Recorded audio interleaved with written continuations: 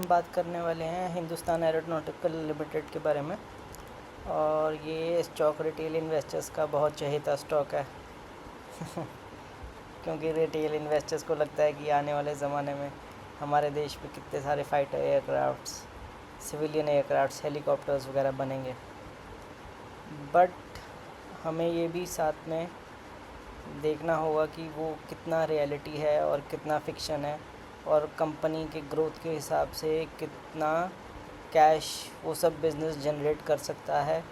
Government के incentives share holders के साथ अलाइंड हैं कि नहीं हैं, क्योंकि फॉर मोस्ट पार्ट आने वाले टाइम में दिख रहा है कि वो डाइवर्ज होते हुए दिख रहे हैं कि शेयर होल्डर्स इसमें खूब भर भर के पैसा लगाते हैं, बट जब ये स्टॉक नीचे जाता जा रहा है तो मायूस होते जा रहे हैं।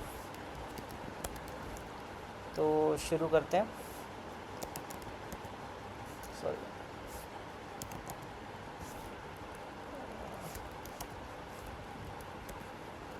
इसके सिंपल नंबर से शुरू करते हैं।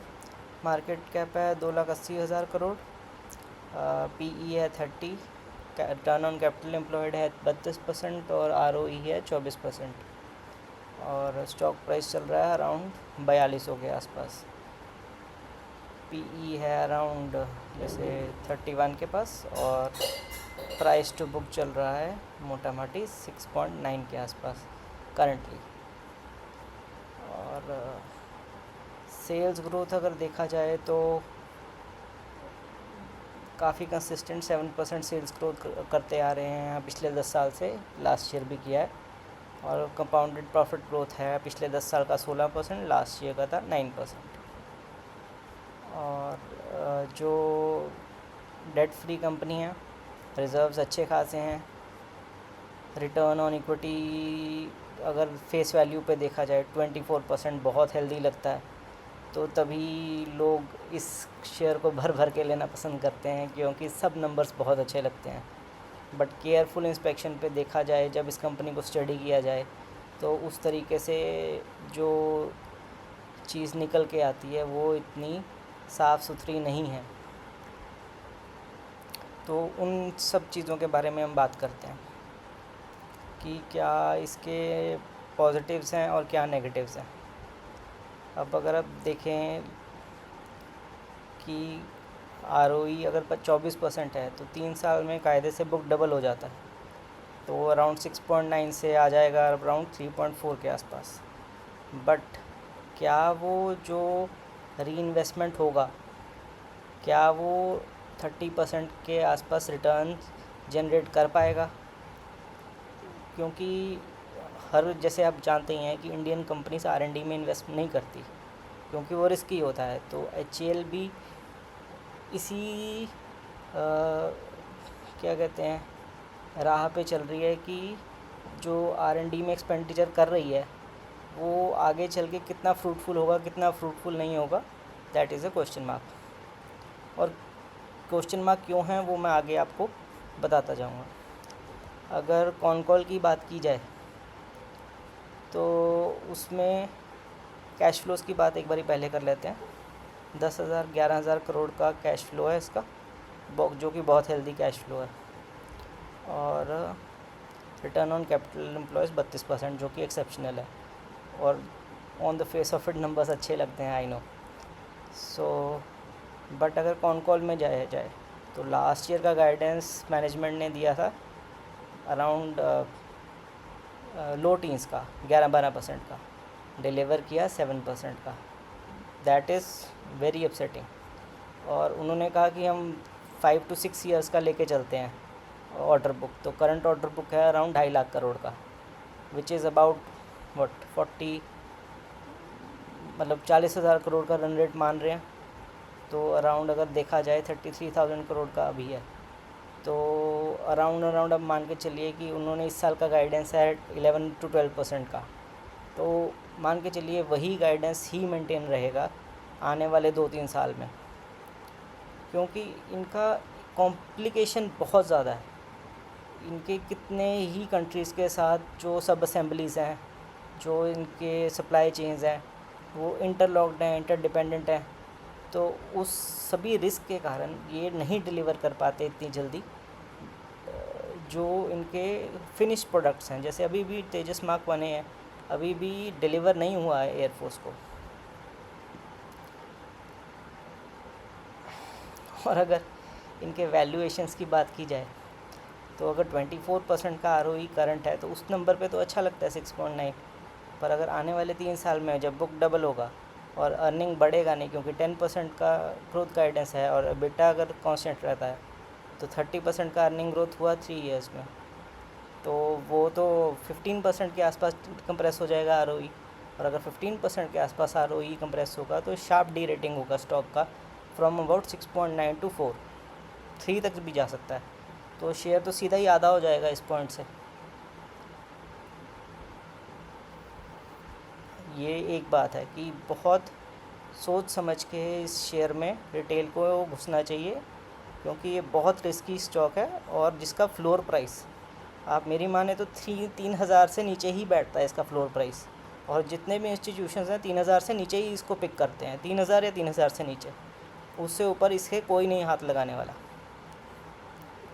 इसका एक कारण ये भी है कि इसका फ्री फ्लोट बहुत कम है, 75% गवर्नमेंट की ओनरशिप है। उसके अलावा जो फ्री फ्लोट बनता है वो बहुत कम होता है। तो इंडेक्स फंड्स के में इंक्लूजन के कारण ये जब भी डिफेंस थीम चलता है तो बहुत जल्दी स्विंग मारता है ऊपर को। बट लॉन्ग टर्म इन्वेस्टर्स के लिए या रिटेल इन्वेस्टर्स के लिए तो मैं कहूँगा कि इस स्टॉक से जितनी दूरी बनाए रखें उतना अच्छा है। अगर 3,000 के लेवल्स में मिलता है और आप शॉर्ट टर्म ट्रेड करना चाहते हैं तो वो आप जानें, बट फ्लोर मुझे भी लगता है 3,000 ही है इसका। और कुछ बातें और कर लेते हैं इसके बारे में। जैसे कि मैंने आपको री इन्वेस्टमेंट का तो बता ही दिया कि जितना जो आरओई बन रहा है वो कंप्रेस होता लग रहा है कि अगर अब ऐसे देखिए ना इसको, यहाँ पे ऑपरेटिंग मार्जिन्स अगर आप देखेंगे 2015 से 15% से लेके अभी 30% तक चले गए हैं। ये हुआ इसलिए है क्योंकि सरकार पीएसयूज़ को प्रॉफिटेबल रखना चाहती है। अब प्रॉफिटेबल तो रखना चाहती है, पर एयरफोर्स उसको कितना अलाउ करती है कितना अलाउ नहीं करती है। बट्टा मार्जिन्स को गाइडेंस 30% का ही है, पर 30 से क्या 60% 70% ही कर पाएंगे, वो एक क्वेश्चन मार्क है। अब HAL जाएगा गवर्नमेंट के पास कि मेरे को मार्जिन्स बढ़ाओ अगर आप R&D में इन्वेस्टमेंट चाहते हो। अब सरकार जाएगी, सरकार कहेगी कि अब करप्शन तो आप जानते ही हैं कितना है, वो ब्यूरोक्रेट्स के पास जाएगी। अब ब्यूरोक्रेट्स और उसमें अब आप समझ लीजिए कि ये 30 से 60 या 70%, वैसे अगर वेस्टर्न देशों में देखा जाए तो जो हम कॉस्ट में तेजस मार्क 1 बना रहे हैं उसका 4 या 5 टाइम्स कॉस्ट होता है जो F-16 वगैरह लॉकहीड मार्टिन वगैरह बनाता है। इंडिया में उसके 1/4 कॉस्ट में हम बना रहे हैं। वो इसीलिए बना रहे हैं क्योंकि हम जो अपना R&D का एक्सपेंस है उसको बहुत ज़्यादा जो रिकवरी है वो बहुत स्लो कर रहे हैं, या उन मार्जिन्स को हम कॉस्ट प्लस मॉडल तो है इनका, definitely contract cost plus model से होता है। कॉस्ट का एस्केलेशन भी प्राइस इन होता है और लेबर का एस्केलेशन भी प्राइस इन होता है, और इन सब चीज़ों का होता है। पर जो R&D एक्सपेंस है उसके कारण ही जो हमारा डिफरेंस आ रहा है वो उसी के कारण आ रहा है। जो बाहर के देश इनोवेशन के लिए पैसा खर्च के राज़ी हैं, इंडिया में अब ब्यूरोक्रेसी गवर्नमेंट ये सब इन्वॉल्व हो जाते हैं। जब इस मतलब आप कहिए जब ऑपरेटिंग मार्जिन्स को बढ़ाने की बात आ जाएगी तो एयरफोर्स भी पुश बैक देगा पूरा का पूरा। तो अब मान के चलिए बेटा मार्जिन्स तो 30% ही रहने वाले हैं, और अगर मोदी जी अगर रहेंगे, अगर नहीं रहेंगे तो अगर गवर्नमेंट का सपोर्ट नहीं रहेगा तो ये फिर 30% भी अब मतलब भगवान भरोसे ही है। अगर नीचे की तरफ बिट्टा मार्जिन गए, जो कि मैनेजिंग डायरेक्टर है उसको भी पता है कि अगर 30% से नीचे बिट्टा मार्जिन गए तो ये 3,000 भी तोड़ देगा नीचे तो इधर। तो पर पॉजिटिव ये है इस कंपनी के लिए कि अल्टरनेटिव कोई नहीं है, अगर करना है तो इसी तरीके से करना पड़ेगा। और एक और बात जो मैं करना भूल गया, इनकी जो डिपेंडेंसी है US GE 404 इंजन के ऊपर। अब कई एनालिस्ट ने फ्लैग किया है कि वो आप कंपटीटर से ले रहे हैं। लॉकहीड मार्टिन और बोइंग अपने एयरक्राफ्ट बेचना चाहेंगे नेचुरली, बट आप कैसे एक्सपेक्ट कर सकते हैं कि वो आपको इंजन दे दें और बाकी सारा सामान ना बेचें। तो वो भी सूंघ सूंघ के आपको इंजन दे रहे हैं। 6 इंजन अभी आपको दिए हैं 3 साल में, और आगे कितने देंगे? आप तो शेयर होल्डर्स को कहते जा रहे हो लेते जाओ जी शेयर, कोई बात नहीं है, पर वो इंजन दे ना दें, अब वो तो हाथ जोड़ने वाली बात हो जाती है। तो वो बहुत ज़्यादा इस पे मैटर करता है। और आप कई एनालिस्ट जो अगर उनकी बात सुनेंगे, जैसे मैं इंटरव्यू सुन रहा था मेजर जीडी बख्शी का, तो वो कह रहे थे कि साहब आप ने इंजन की नई डील तो साइन कर ली, पर पिछले तो आए नहीं हैं आपके, और आने की उम्मीद भी कम ही लगती है। जब ज़्यादा आप घिसते हो पिटते हो तो एक इंजन दे देते हैं। तो उस नज़रिए से अगर देखा जाए तो जो ये पूरा तेजस लाइन है, ये वैसे ही क्वेश्चन मार्क में आ जाता है। और अगर आप फ्यूचर में देखें तो नए जो प्रोजेक्ट्स हैं वो प्राइवेट सेक्टर को पकड़ाए जा रहे हैं। गोदरेज को इंजन पकड़ाया जा रहा है, एएमसीए के लिए नए कंग्लोमरेट को देखा जा रहा है। तो आप फ्यूचर में भी स्क्वीज़ होते जा रहे हैं। और जो आपके आरएनडी के नए प्रोजेक्ट्स हैं वो वैसे ही पीएसयू के कारण, पीएसयू में जो आपको पता ही है कितना करप्शन रहता है, नहीं रहता है, परफॉर्म भी कर सकते हैं। मैं उनकी टीम को डिस्क्रेडिट नहीं करना चाहूँगा, बट स्टिल हमने और आपने सब पीएसयूज़ को देखा हुआ है किस तरीके से वो आज तक ऑपरेट करते आए हैं। तो मैं तो इतना हाईली कॉन्फिडेंट हूँ नहीं, टू बी फेयर। अब जो मैंने की रिस्क लिखे हैं एक बार आप पढ़ सकते हैं। और